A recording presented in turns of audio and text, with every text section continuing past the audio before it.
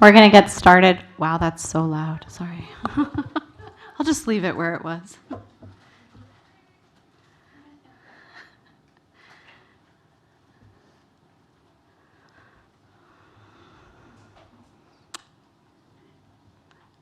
For everyone, I think everyone knows who I am by now, but my name is Shannon Healy. I'm the Director of Institutional Advancement for the Yaya Foundation. What a great job. Like, this is the best. It's so nice to see everybody in person and to get texts and stuff from online from all around the world that are participating. So thank you for being here. This is really awesome. Today, I'm going to introduce a couple of folks that are going to talk about the other side. So we talked about science this morning, and this is a different kind of lens and thinking about self-advocacy and ways to care for yourself and to, have the best life going forward and as possible. So my first guest is Janick. He's the executive director at the ARC of Philadelphia. When I contacted Shane, I contacted a bunch of people to kind of join us, and Shane was like the first one who said, absolutely, I'll be there. It's a Saturday. I don't care. I'll be there. And that was really meaningful to me. Shane shared with me that he has a brother with a rare disease, and so I think his work is exceptional, not only professionally, but I think he has that personal lens, and we're just really excited to have him. As I said, he's the executive director at the ARC of Philadelphia, where his passion advocating for and with the community with IDD has grown from having an older brother with a variety of complex disabilities. He has previously coordinated the adult advocacy and healthcare advocacy programs at the ARC of Philadelphia and worked as a teaching and research assistant at Temple University, where he earned a master's in public health. So Shane, come on down. The price is right.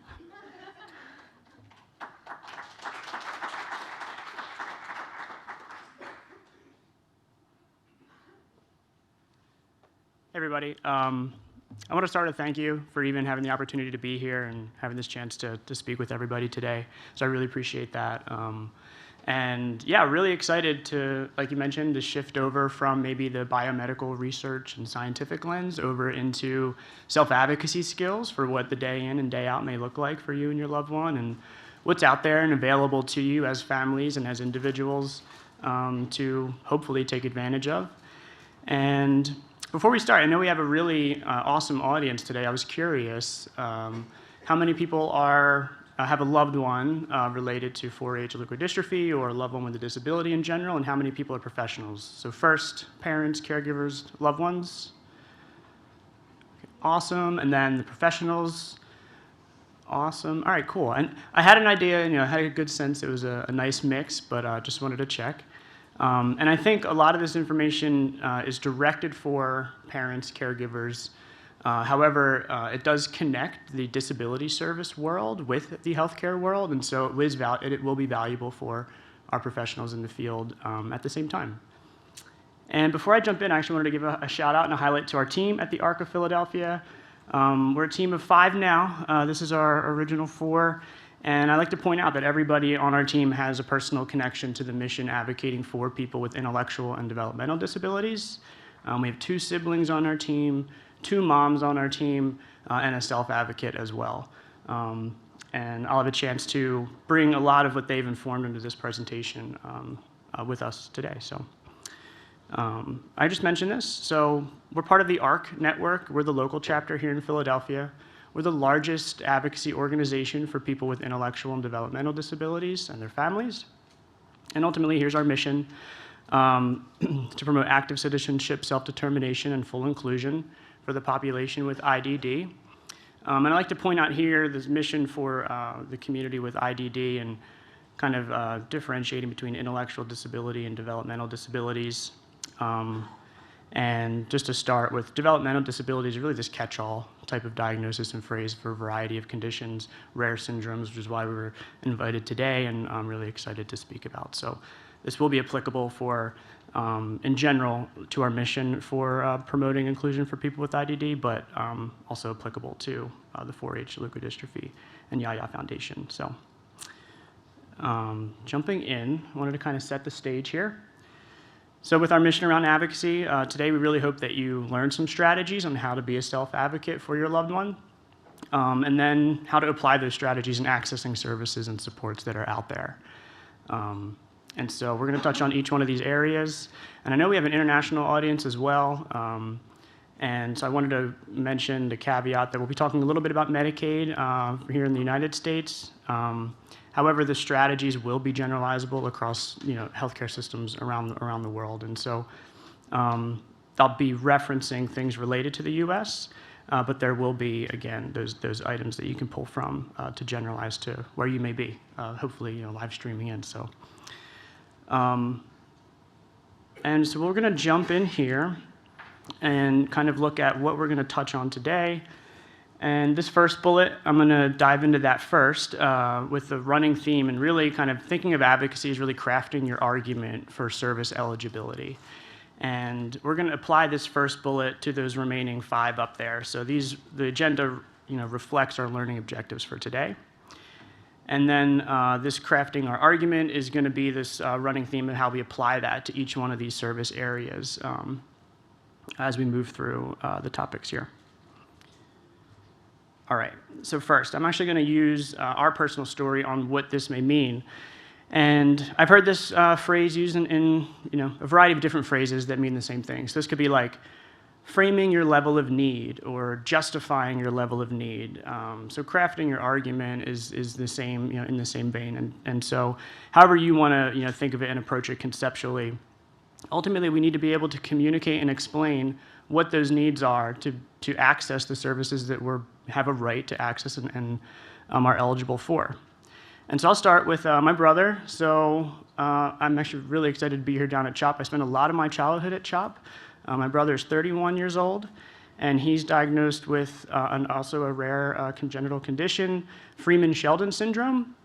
And I had a chance to talk to my mom this week, and I asked, what would you have liked to have been told? Because hopefully I can relay that today. And she kind of mentioned that, starting from the beginning, that we have to explain what that means everywhere we go. So across services, at different stages of life, we're always going to have to explain what Freeman-Sheldon syndrome is, what it's associated with, how it presents, and what that means on a day-to-day basis for our loved one. And so that same applies today in the conversation around 4-H leukodystrophy. And so we'll start with, we would bring this diagnosis to a healthcare provider, to early intervention providers, to special education services, and kind of saying, well, he has Freeman-Sheldon syndrome. And the assumption at the time was, the professionals and the people that service this population will have an idea of what that means, what that comes with, and what their best recommendations will be, and to provide the best care for that individual. And that's not necessarily true. And so then we had to go deeper and say, okay, so my brother has severe intellectual disability, he has autism, and he's nonverbal. And we say, okay, now we're starting to paint that picture, crafting this argument as to why he has the areas of needs that he does. And even with that description, he'd still may be denied certain services to say, well, it sounds like he might still be able to care for himself, even if he's nonverbal. Can he still care for himself? Things like that.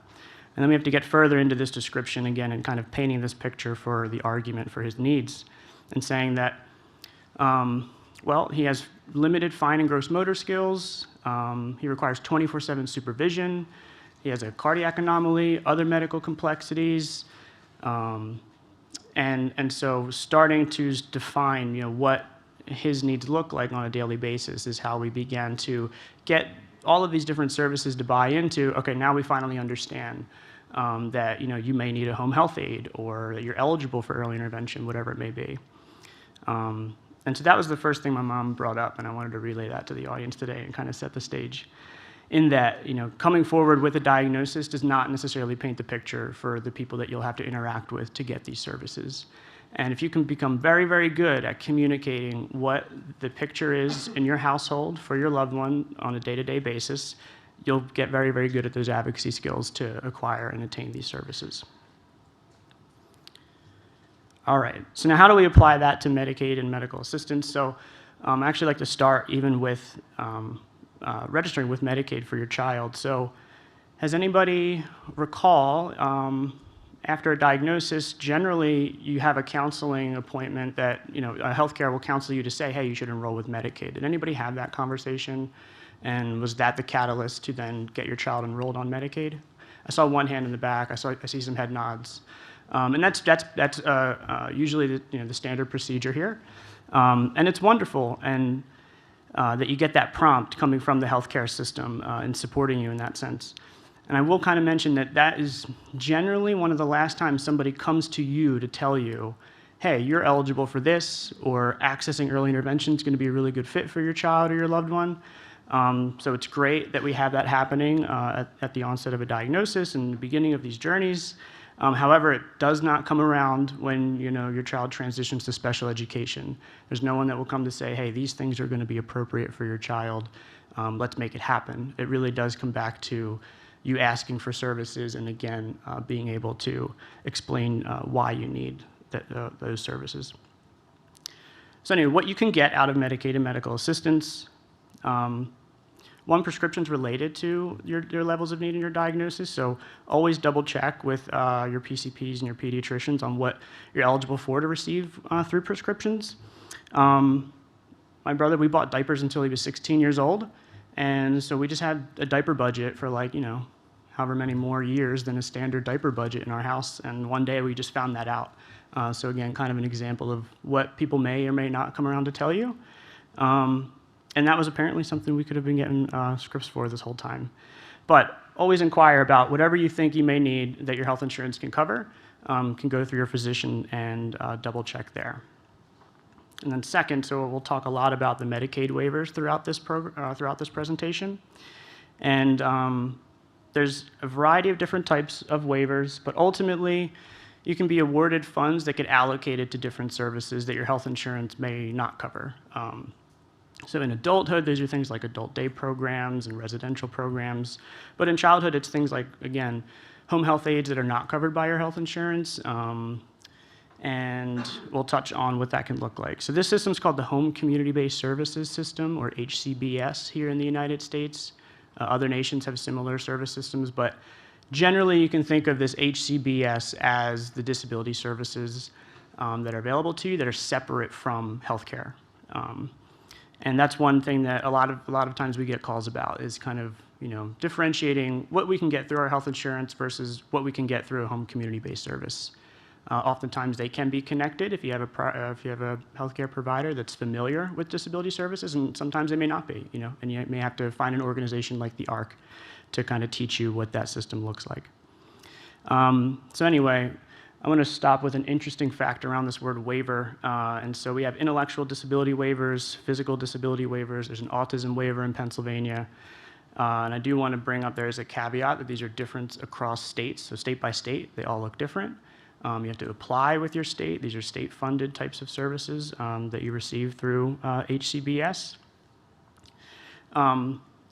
And interesting fact about the word waiver. So I'm going to bring us back into a historical context here. So early 1900s up to the 1970s, it was best practice to actually take our loved ones with disabilities, oftentimes at birth, and send them to institutions where it was found to be where they could receive the best quality of care and they wouldn't have to quote unquote deal with the burdens of society and vice versa. Now that practice of institutionalization has phased out. And the word waiver comes from an individual waiving the right to institutionalized care, opting into a home community-based services model of care. So that's where this word waiver comes from, and I've been in the field for a long time before I even knew what that was in reference to. So it sounds a little backwards now that we're still using that language, but ultimately moving from institutionalized settings into home community-based services. Okay, and then our first opportunity to kind of use how we want to craft our argument may come with using this example. So anyone familiar with a letter of medical necessity? Couple hands, awesome. Okay, so this is a tool that you'll need to access certain services. And we have an example on the next slide, but ultimately it's a letter written by your physician that kind of lays out, again, what your level of need is for a said service that you're requesting. And to give you an idea, some of the language is very, medically based. And in my brother's letter of medical necessity, he's deemed medically incapacitated. And with that designation, and some of this is even older vocabulary, with that designation, he was eligible for what's an intermediate care facility, which is like a residential model for people with medical complexities, so they can receive like 24/7 healthcare supervision, things like that.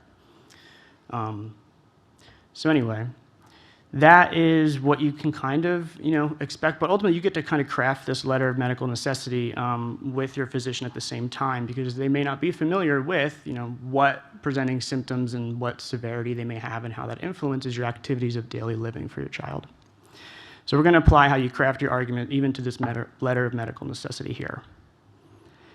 I just Googled template for letter of medical necessity, and this was one of the first Word docs you can pull. They all look different. Everybody uses different ones, but even one of this first templates, you can see, like, as you move through here, down here you have, I am prescribing, said number of hours per week. Now that comes from you as a parent and you as a caregiver to determine how many hours you may want to then get a personal care aide, private nursing, skilled nursing, etc. And so if you're being, it could be an assumption that you need 4 hours, you need 8 hours, you need 12 hours, but ultimately you have to come forward and say, I need 12 for these reasons and what that means. So this is your first opportunity at that self-advocacy to say, with self-advocacy, to even bring up, as you have this letter of medical necessity written that you'll use to access the services, how your physician can support that and kind of back up that level of need. But if your physician's not familiar with that level of need, you might get 4 hours when you really needed 12. And so really looking at this as one of the first opportunities where your self-advocacy comes into play here. All right, so now switching over, another early stage here, an early intervention. One of our tips and tricks our advocate always points out, if you get a referral from a doctor, you get your response much quicker than if you're calling independently, requesting an evaluation for early intervention. We don't know why that is, but it helps. So generally, try to get a referral from your physician. And then ultimately, early intervention, you can find services like physical, occupational, and speech therapies, one-to-one support staff. And you can get creative in this sense and really finding out what works for your child and for your loved one, things like music and art therapies. One way to apply your self-advocacy here is thinking like, you may be recommended for occupational therapy, and that may be it. But you can come forward and say, I really think they benefit from music therapy, or I really think they'll benefit from speech-language pathologists on their team. But again, you have to voice that area of need in order to get that service to begin with. And then just to give you an idea, through early intervention services, birth to 3 is usually in a natural environment, quote unquote, and that's usually in the home. And then 3 to 5, you're looking at more like pre-K programs, daycare settings, where again, these types of services can apply into those settings there for your child. And then moving from early intervention into special education, this is where I was asked to kind of spend a little more time, and we have programs just for special education advocacy. So quite literally, we could break this slide down into 45 minutes alone. We actually have special education presentations that cover much more than what's on here, but trying to give you an overview. Anytime you move into the school-age system, you are required to have an educational evaluation. This is done usually by your school district or your LEA, it's your local educational agency. And then what happens is, depending on your level of need, if you're awarded an IEP, and that IEP starts to put together what services your child will receive in the school setting. Along with that includes a placement, and I want to start with placement, and this is what the language in special education law uses. A placement is quite literally like what classrooms your child's going to be in. So for example, there are autism support classrooms, there are multiple disability classrooms, and we like to point out that having a diagnosis or a presenting symptom doesn't mean you need to be placed in that class. And so I think part of this is where we kind of begin to think of this running theme of crafting your argument of just saying, like, just because my child has autism, I don't think the autism support classroom, was the best environment to facilitate their learning. They're fine in the general ed classroom, for XYZ reasons. Every now and then we do see this default to, if you have a diagnosis, then you're placed in that classroom, and that may not be the best place for your child. So people with multiple disabilities, again, generally placed there, and sometimes, not even necessarily dependent on their cognitive abilities or their intellectual disability. So intellectual disability it's a range of diagnoses. It's mild, moderate,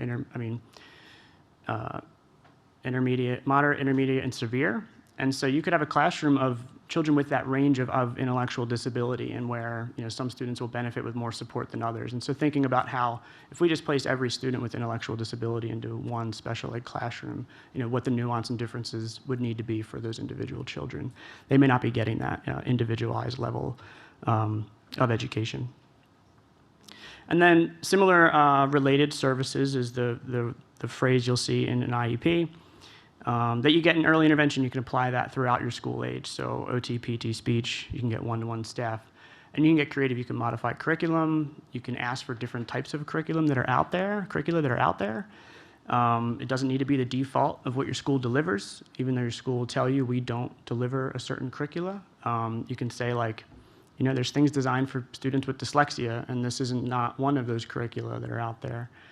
So again, it comes back to you being able to voice that concern with the school team. And then one of the things to keep in mind is that you do have rights to your child's education, which allows you to voice these concerns. They're all governed by IDEA, which is the Individuals with Disabilities Education Act in the United States.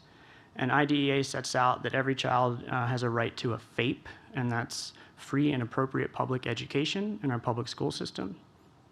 So ultimately, whatever you get placed in your IEP, the school has an obligation to deliver that. Now, you've kind of faced challenges, and what the school wants to deliver, frankly, they're at their capacity already, and so occupational therapy is viewed as a scarce resource. So if that's already a scarce resource to begin with, and your child's coming into this room, it means you have to voice those concerns all the more. You have to emphasize that all the more. Following that, I'll give you an example as well in the IEP setting around these teams. So generally, you'll hear your child's making progress, and you'll hear that year after year, and you'll move on from first grade to second grade to third grade, and my child's making progress is quite literally the phrase that we hear a lot. And it's not necessarily backed up by a scientific data or intervention in the classroom. It's just kind of graduating a student with an IEP, because school districts do not like to fail them. And so you'll move from grade to grade with this idea that your child's making progress, but you might be they're still not speaking at a level that, whatever milestone that age should be speaking at, but they don't have speech language, therapy in their IEP. Or they had speech language therapy in first grade for 6 hours a week, and then in second grade it was 4 hours a week, and then in third grade it was 2 hours a week, and by fourth grade it's none, but you didn't make any of those milestones along the way. So these are things to look out for and where you want to intervene with your advocacy skills. And so ultimately they'll start reducing your number of hours that you're eligible for these services based on this progress being made. Sometimes it's just a default of as you age, we're just going to reduce the level of service, and that may not be appropriate for your child.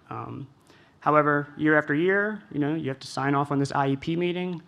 At times, it can feel like you have to be agreeable, and IDEA and FAPE allow you to, again, not necessarily sign off on what's being put out in front of you and say, I really think my child's going to benefit from speech-language pathology, or why are we cutting, their hours from 6 to 4? I think, if anything, they should be increased.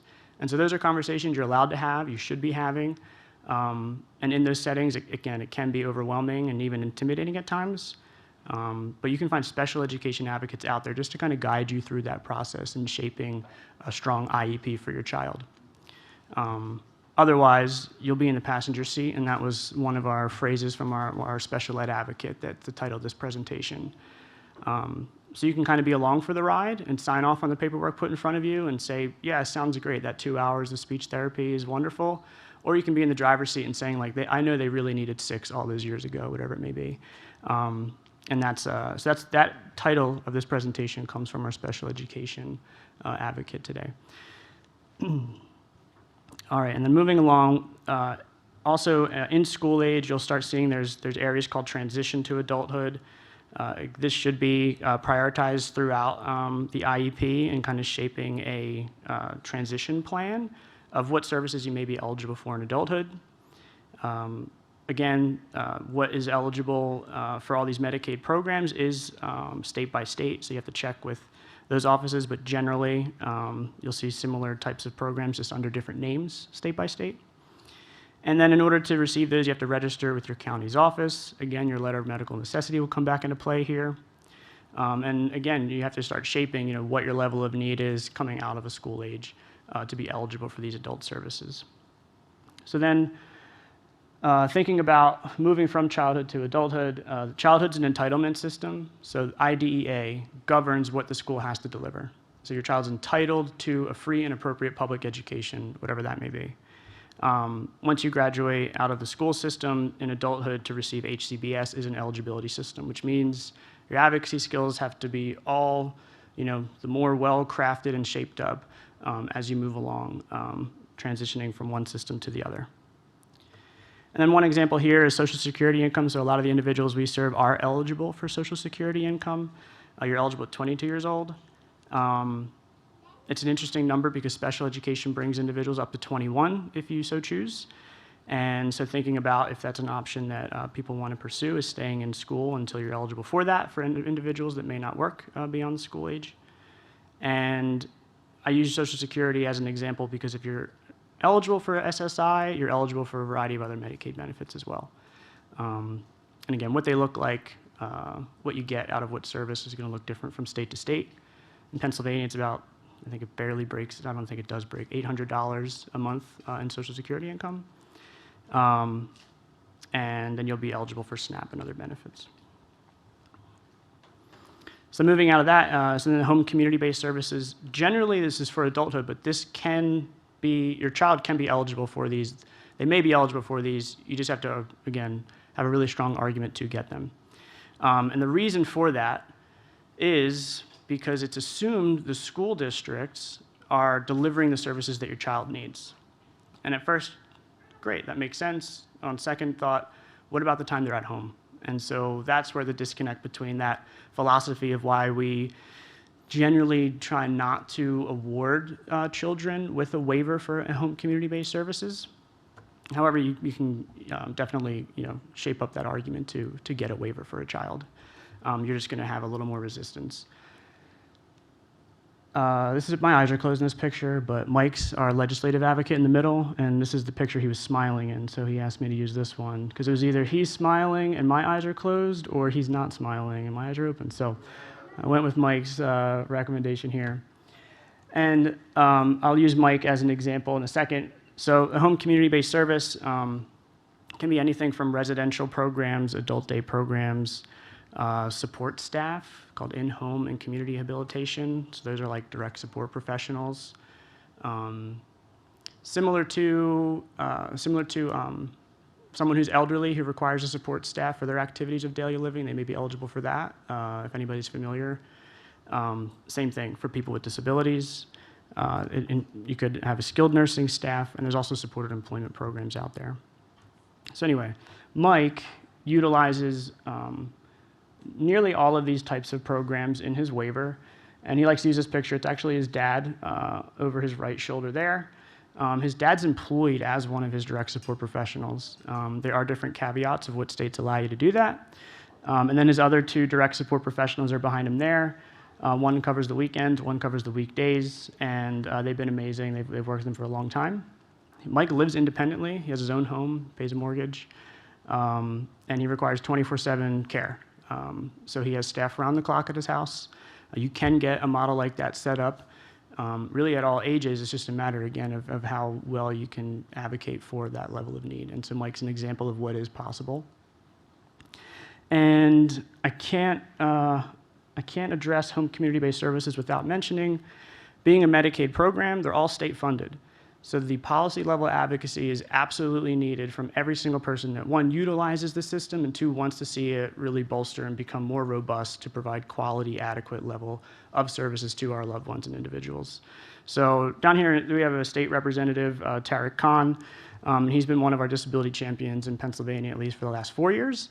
And so I do implore everybody in the audience to get involved in that policy level world if you're interested, because your voices are needed, and we have to say, we need a level of funding so that we can get enough staff to have round-the-clock 24/7 care for our loved ones. And right now, that's not necessarily the case. Mike does a really good job making sure that's in place, but there's a staff shortage. There's a wage crisis going on with that staff shortage. So all of our voices are needed at that policy level. And then just to give you an idea of what actually receiving a waiver may look like. So upon being awarded a waiver, again, it could be funds like $40,000 to $100,000 that get allocated to a home health aide at your house that maybe your insurance didn't want to cover. When you get that award, you'll get somebody assigned to you called a supports coordinator. It's a government employee that helps you direct those funds. Now, they're well-versed in what's available to you and what you may want to utilize, but your self-advocacy skills comes back into play, again, when working with a supports coordinator to say, hey, I don't need 4 hours of home health aide, I need 8, or I need overnight. And if you don't voice that you need an overnight home health aide, you're not going to get it, and that's kind of the bottom line when it comes to that. And so there is a conflict of interest in general with like taking advantage of these services. So like, because again, it's a scarce resource. Our supports coordinators are making sure people get what they need. But if we're assigning somebody 24/7 care around the clock at their house, maybe we're lacking somewhere else, or, for someone else that's eligible for that too. So they do try to make sure that, they're like, do you really need that? Do you definitely need it? There's no other options for you in the house. And they'll kind of, wait for you to say like, I guess I can. I guess it is okay overnight. Like, I can get by. And as soon as you kind of let that guard down, then they go, okay, well, then I guess you don't really need it. And that's where you want to pay attention to kind of the tips and tricks on how you stay to the argument that you crafted for yourself. Because along the way, these holes kind of get poked to kind of say, well, it doesn't sound like you definitely need it. And that's where those skills, again, are really, really important. So while they want to get you 24/7 support, they have to really make sure that you need 24/7 support, and you have to really make sure you don't deviate from that request and justify that level of need. And again, same thing for children that have a waiver. And our special ed advocate, they like to ask parents to create this vision. And in this vision, it's really your child's strengths, interests, their areas of need, to kind of make sure that the services align with what you picture for your child as they move through their lives. So we started with even 0 to 3 in early intervention, the healthcare system, what may be available through health insurance, early intervention, special education, and then even adulthood and what the home community-based services have to offer as well. And along the way, that can get divided as far as what level of support you get at different stages. And so this vision kind of helps you keep it together as far as, I know my child loves music in a certain sense, and I really want to make sure that as they progress, we're going to have an opportunity for them to enjoy that, whatever that may, whatever skills that may be. So if it's working on fine and gross motor skills so they can play instruments, this kind of keeps that in line as you move through. Another area you can work on too, like with this one-page profile, is you can actually get this, like you can submit this to your healthcare records with physicians and pediatricians. You can submit this to your special education teams, your early intervention teams. You can get this put into your child's IEP as a reference, because they'll just be moving on to different school personnel year after year. They have to learn who your child is to work with them effectively.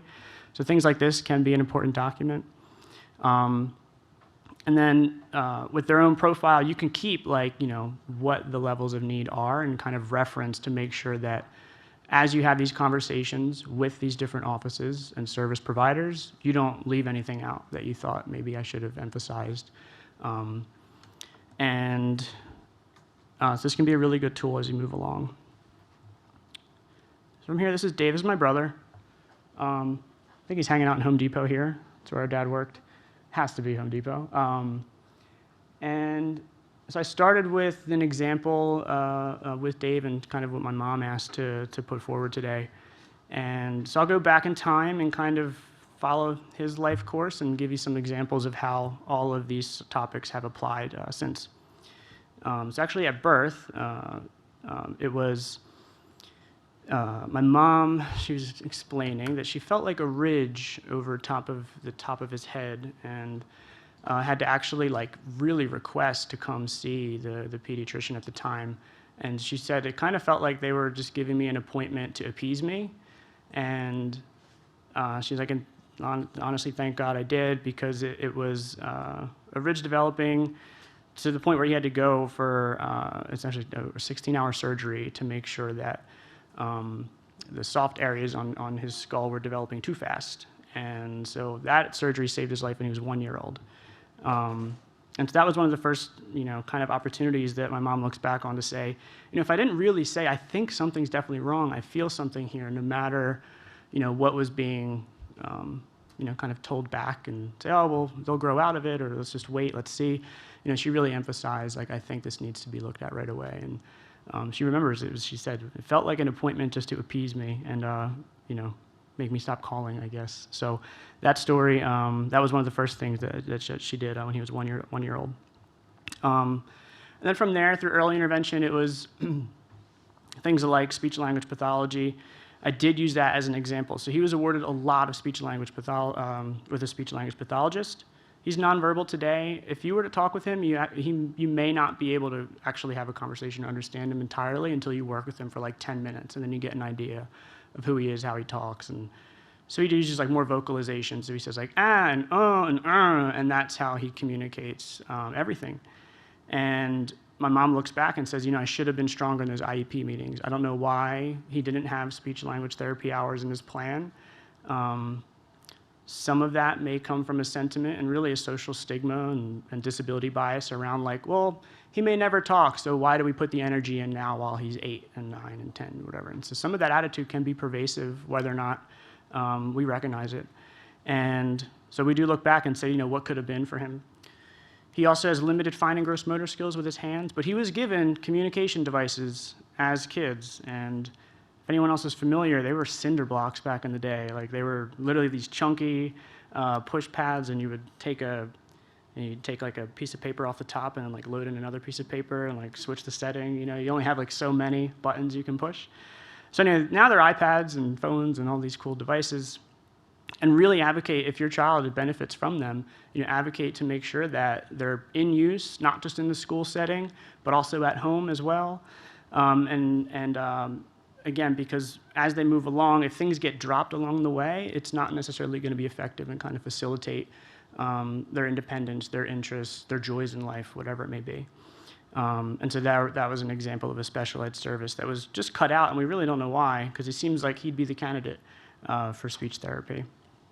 And then in adulthood, I actually just had an ISP meeting last year, and kind of finding out, again, the picture that we had painted, the argument that we had put forward for his level of care was starting to fall through the cracks for whatever reason. So he has 24/7, requires 24/7 supervision.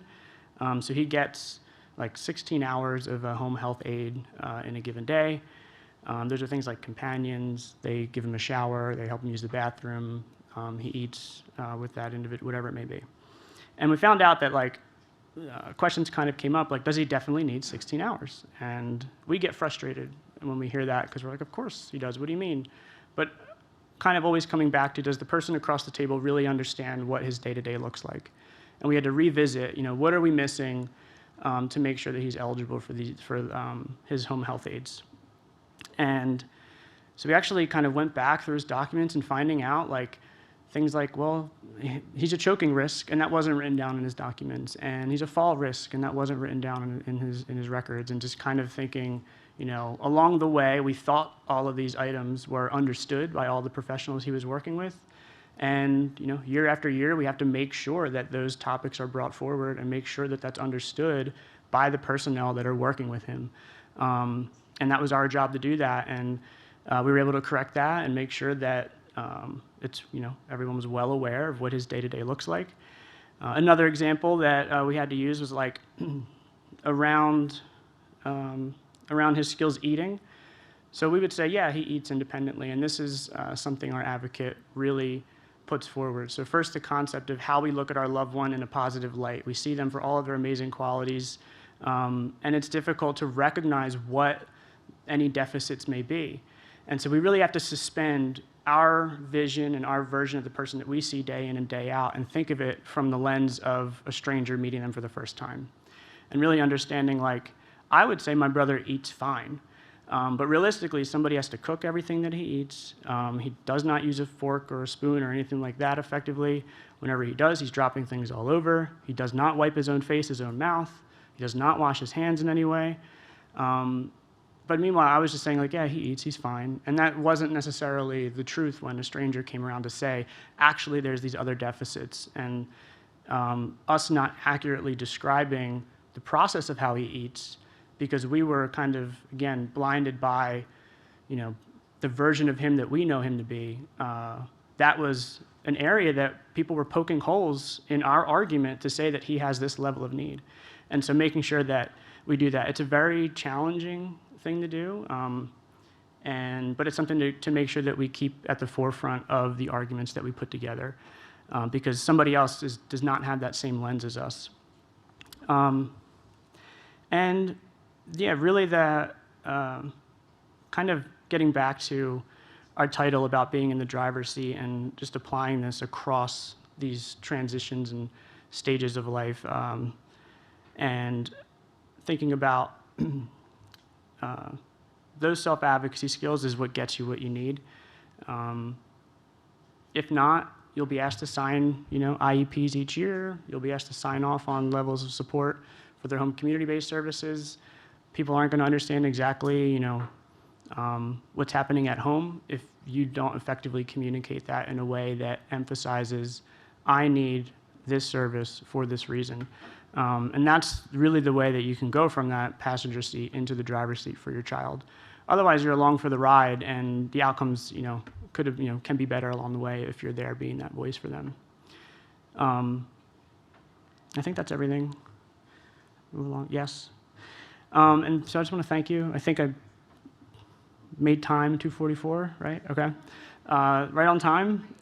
And yeah, find me afterwards for any questions around advocacy skills. The last thing I'll leave everybody with, there are international organizations for everybody around the world that are advocates for people with disabilities in general. In the United States, we're part of the largest advocacy network for people with IDD, children and adults. There's 600 local chapters. Every state has a state chapter out of usually the state capital doing the policy level work to fund these programs. So if not us, you can go through me. I'll give you a referral to any chapter wherever you live in the country. I don't know who they are, but I'll say, here, it's coming from the Arc of Philadelphia, and you'll definitely get a response. But that's really our recommendation and take home is get in touch with that local ARC chapter. The last thing my mom said was, I didn't even know advocates exist until I got this job. And I was like, yeah, our whole family was like, what, again, kind of what could have been, but thinking of, people can attend your IEP meetings with you, people can help you shape an ISP, people can help you shape up your early intervention services, whatever it may be. They're out there, and it's a whole advocacy world to get involved with that, again, kind of my mom was like, definitely make sure you tell them that we didn't even know these advocates existed. So find yours, and you can find them through me if you'd like to find me after. Thank you.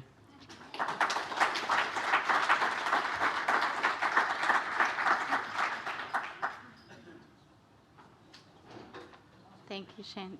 Oh, best, thanks. Thank you, Shane.